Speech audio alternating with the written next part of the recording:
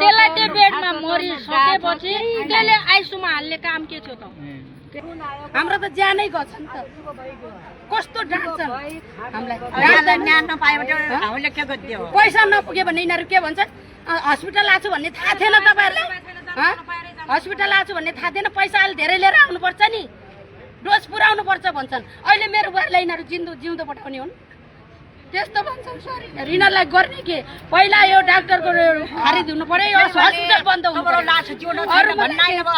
होइन भने कि लास बितिसकेपछि उहाँ मात्रै कुरा गर्दा बन्द हुनु पर्यो।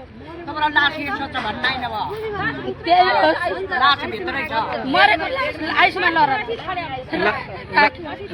यो डाक्टर अरूजना पनि यहाँ आयो भने यस्तरी धोका पाउँछन्, यस्तरी बित्छन् मान्छे। यहाँ त यस्तरी मारिदिने डाक्टर हो। हाम्रो मान्छे यसको टाउको दुख्यो भन्दै पनि मैले के अरे कति लाख पैसा लगाएर तपाईँलाई थाहा छ कि मलाई थाहा छ? म डाक्टर हुँ।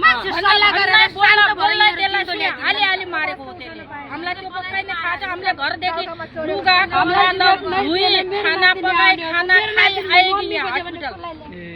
सुई लगाउनै त्यसले सुई लगाउँदै त्यो बेहोस भयो कि। एउटा 5 वर्षको छोरा छ, 2 वर्षकी छोरी छ।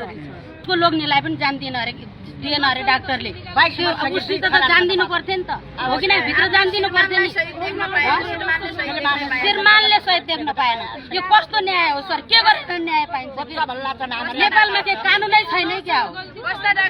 यसलाई बिराम बढी भयो भनेर आइसुमा राखे भए हाम्रो पनि चित्त बुझिन्छ नि त। औषधि गर्नै बित्यो भन्ने हुन्थ्यो भनेर आइसुमा राखे भए हाम्रो पनि चित्त बुझिन्छ नि त। औषधि गर्नै बित्यो भन्ने हुन्थ्यो। त्यसलाई त्यो बेडमा मरिसकेपछि त्यसले आइसुमा हाल्ने काम के थियो त?